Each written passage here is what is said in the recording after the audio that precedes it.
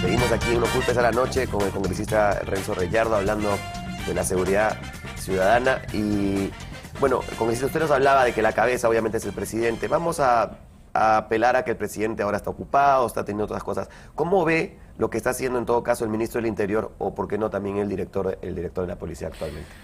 A ver, es un cargo muy difícil el del Ministerio del Interior. De hecho, Walter Albán acaba de asumir no hace mucho tiempo esta cartera. A mí me parece que la policía debe estar absolutamente ajena al control político. La policía tiene que ser mucho más profesional, mucho más técnica, no debe depender necesariamente del gobierno de turno y lamentablemente siempre ha dependido en los distintos periodos gubernamentales. Creo que tenemos que mirar ejemplos de afuera. Hay países que tienen una policía de primer nivel, la chilena es uno de ellos, la colombiana. La policía chilena es incorruptible, ¿no? Irradia mucho respeto, son muy profesionales, es una policía a la que tenemos que imitar, porque lo bueno hay que imitarlo, acá no hay que descubrir fórmulas, hay que imitar lo bueno y las experiencias exitosas hay que traerlas a nuestro país. Y otra de las policías que tienen una excelente imagen es la colombiana. Yo he tenido la oportunidad de conversar en varias oportunidades con el presidente Álvaro Uribe. Él ha estado en Perú, hemos estado juntos, hemos estado también allá en Colombia. Me ha presentado a muchos oficiales de la policía colombiana y lo que hizo el presidente Uribe y lo que ha dejado es una policía que es una de las instituciones de mayor reconocimiento en Colombia. Y cuando el presidente Uribe entró era una de las de menos credibilidad. O sea que se puede lograr. Y eso depende de, reitero, liderazgo, depende de toma de decisiones. El presidente Uribe hizo tres cosas muy importantes en relación a la policía. Tú me hablabas de Walter Albán, creo que el encargado del sector, en concordancia o en relación permanente con el presidente de la República, ¿no? Sí, Pero claro. se hicieron tres cosas muy importantes y que aquí se podrían aplicar. Primero, les inyectó moral, les subió los sueldos. Creó un fondo, ni siquiera se lo sacó al Estado, al sector público, creó un fondo a las empresas privadas que invertían en infraestructura pública, les pidió el 7% de lo que invertían en infraestructura pública para que vaya directamente a las remuneraciones de la policía. Este fondo lo administra, hasta ahora, en ese momento lo administraba, un comité mixto, público y privado. El equivalente a la CONFIEB, el equivalente a la Sociedad de Industrias, la Sociedad de Radio y Televisión y la propia. Bueno, pero es válido, ¿no? Porque ministerio. son los empresarios, pues, los que la delincuencia asocia, pues, con la riqueza y son los que, en teoría, sufren más con este tema, ¿no? Y recaudó, Matías, el primer año $1.000 millones. Wow. Hoy, ese fondo recauda $7.000 millones. Fue directamente a la remuneración de la policía. ¿Qué hizo como segundo paso? A los meses, ¿ah? Estamos hablando desde que entró al mes 6 y así fue dando señales claras. Siguiente paso, una poda de todos aquellos que estaban implicados en actos de corrupción. Se dio de baja, calculo yo, a cerca de 15.000 o 20.000 efectivos policiales. Segundo paso. Y tercer paso, involucró a la policía con la población. Creó lo que se conoce allá en Colombia como el policía comunitario. Le cambió la imagen a la policía. Por eso que la policía hoy tiene esa imagen Claro, y ese reconocimiento del pueblo colombiano. Pero, ¿no? congresista, acá el tema de que si es que se les ocurre, pues, destituir a policías, pasa muchas veces que mediante abogados ellos logran reingresar nuevamente a la policía, ¿no? Entonces, Claro, por eso es que tiene que haber una decisión, un liderazgo para que se pueda coordinar con todos los estamentos del Estado. Cerrar y con puertas, todas las ¿no? autoridades. No, este Claro, señor ya no puede volver así a entrar. es. Me siento en el caballo, llamo a las cabezas de los sectores, tomamos decisiones, cerramos filas y la cosa empieza a cambiar. Ese es el problema y eso lo digo no porque sea el presidente actual, Ollanta, el presidente de la República como institución es el que debe asumir ese rol.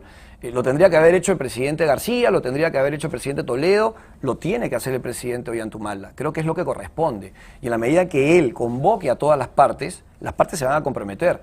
Pero si el presidente da un paso al costado, cede el espacio al primer ministro o al ministro del Interior, la cosa va a ser muy difícil que camine, ¿no? y están ahorita, generando polémica en realidad la flexibilización del uso de armas para policías y militares. Exactamente. ¿Crees que por ahí podría ir la solución también, que el policía no tenga miedo de usar su arma? Esa es una parte, ¿no? ¿No? Ese es una, digamos, un peldaño que se gana para que el policía tenga las herramientas necesarias para ejercer su trabajo adecuadamente. Se acaba de aprobar esta ley, ojo, quiero ser preciso en esto, es una ley del Congreso, esta no es una ley del gobierno y aquí no tiene responsabilidad el gobierno la promulga, pero es una ley que creo que tiene algo así como 2 años de debate. Y lo que se busca es que el policía pueda utilizar su armamento en situaciones en que no necesariamente está en el servicio de una comisaría, por ejemplo. En el día de Franco hay un incidente en las proximidades del domicilio de este policía que está de Franco y él tiene que proteger a la ciudadanía, porque el policía es las 24 horas del día, el médico es médico las 24 horas del día, el abogado es abogado las 24 horas del día. Entonces, si no está en su comisaría, pero está en su día de Franco, tiene que actuar en salvaguarda de la población, para proteger a la población. Eso es muy importante. Sin embargo, nuevamente, no generalizando, hay policías que se toman unas cervezas y creen pues que el arma es un juguete, como el caso de un pobre niño que le disparó porque creo que le pareció que estaba haciendo bulla, no sé. O sea, la policía también tiene que cambiar de imagen. Si quieren ganarse el respeto, no puede ser que salga un noticiero un policía ebrio disparando su arma porque tiene arma, entonces él dispara. Claro, y se cometen excesos atroces, ¿no? Sí. Atroces porque, claro, el policía se siente también, en algunos casos, no generalicemos efectivamente como tú dices, se siente con mucho poder. Exacto. ¿No? Entonces es la autoridad, tiene un arma de fuego y de pronto pues puede cometer algunos excesos. Para eso se le forma, ¿no? O sea, el policía tiene una preparación, hay excepciones sin duda y hay procesos que se tienen que cumplir cabalmente y ejemplarmente y se tienen que sancionar como corresponde. Y ahí está tal vez la parte más débil del por qué no se sanciona ejemplarmente. Pero bueno, eso tiene que venir de a pocos. Sí. Lo importante, Matías, es que no podemos tener policías timoratos, no podemos tener policías maniatados que no cumplan eficientemente su función policial. Y para eso se da esta norma que lo único que busca es que aquella persona que es la autoridad más próxima al ciudadano sepa que el marco legal, que las normas, por lo menos, lo amparan para que actúe eficientemente. Okay. Eso es lo que se busca con la norma. El espíritu de la norma es ese, ¿no? Yo quiero ahora también no echarle todo el peso de lo que pasa con esta policía, también compartir un poco con los ciudadanos, ¿no? La falta de respeto es mutua, creo yo, ¿no? Cuando un ciudadano le dice al policía, ya, jefe, por 20 solcitos, no me ponga la papeleta, ¿no? O sea, hay una cultura de la corrupción generalizada. De la corrupción. O cuando un ciudadano se cree el todopoderoso y le dice, tú no sabes quién es mi papá, tú no sabes quién es... Y se le achora al policía y se le planta...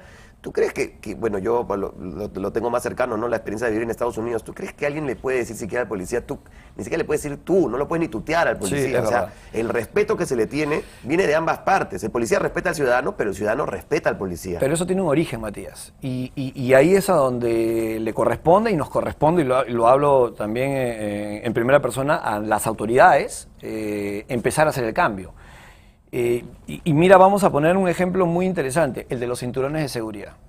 Aquí todos ya en este país usan el cinturón de seguridad y casi lo hacen mecánicamente. Sí. Los niños ya lo hacen. Los niños y todos. Sí. Pero hubo un origen, que hubieron multas muy severas, hubo toda una campaña de concientización de la población y la gente hoy usa el cinturón de seguridad. Sí. En Estados Unidos pasa exactamente lo mismo.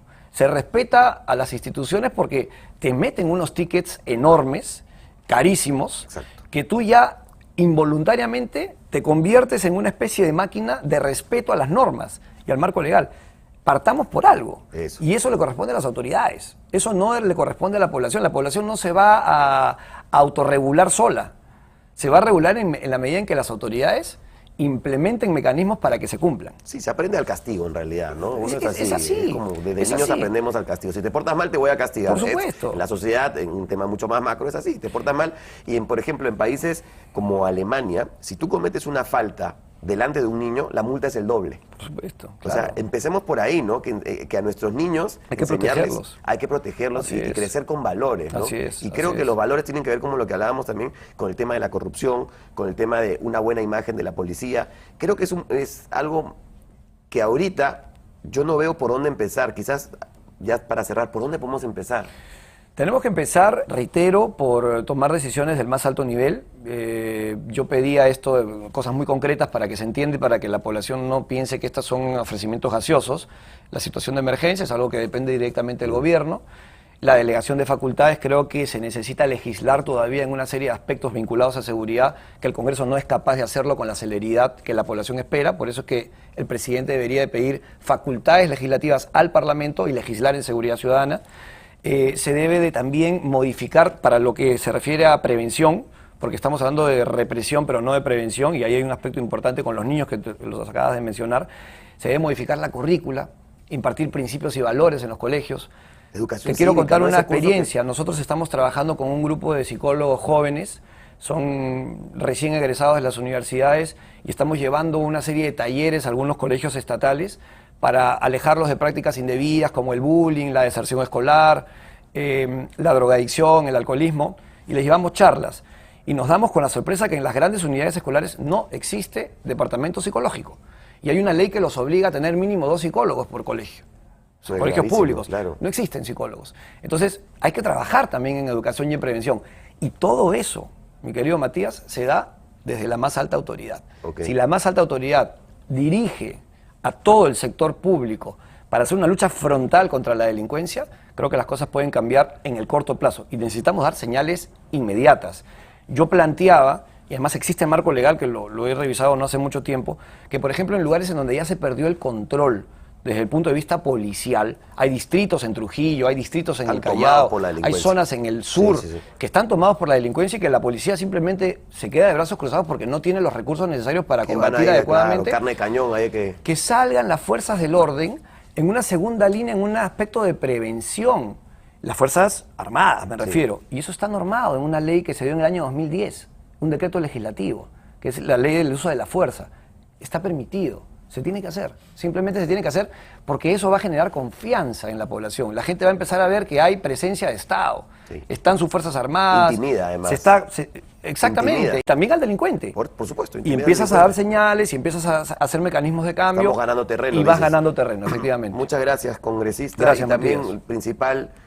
asumir pues que estamos con un problema de delincuencia y no creer que la población no se da cuenta de lo que está viviendo todos los días porque le pasa al vecino, le pasa al amigo, le pasa a una cara conocida como Mávila Huertas. Muchísimas gracias, congresista. Yo sé que este tema da para largo, seguramente va a dar muchas entrevistas al respecto y ojalá que por fin de una vez por todas acabemos con este problemón que tenemos en la sociedad. Salidas y soluciones hay que asumirlas, hay que entender que es el principal problema que tiene el Perú. Ese es el principal. La delincuencia y la criminalidad. Si antes fue el terrorismo, ahora tenemos Este es el nuevo terrorismo, sí. Y si no la combatimos como corresponde, y si no entendemos que esta es una situación que hay que tratarla con inmediatez, vamos a ir perdiendo espacio. Nos podemos mexicanizar. Y el crecimiento económico se va a ver afectado, que es lo más grave. ¿Quién va a querer invertir en un país convulsionado? Así es. Nos vamos a ir a una pausa. Muchas gracias nuevamente. Gracias, Matías. Después de la pausa, aquí en No Culpes a la Noche, el doctor Marcelo Bellit nos va a hablar sobre un tema que afecta a muchas familias y que a veces es causal incluso de separaciones,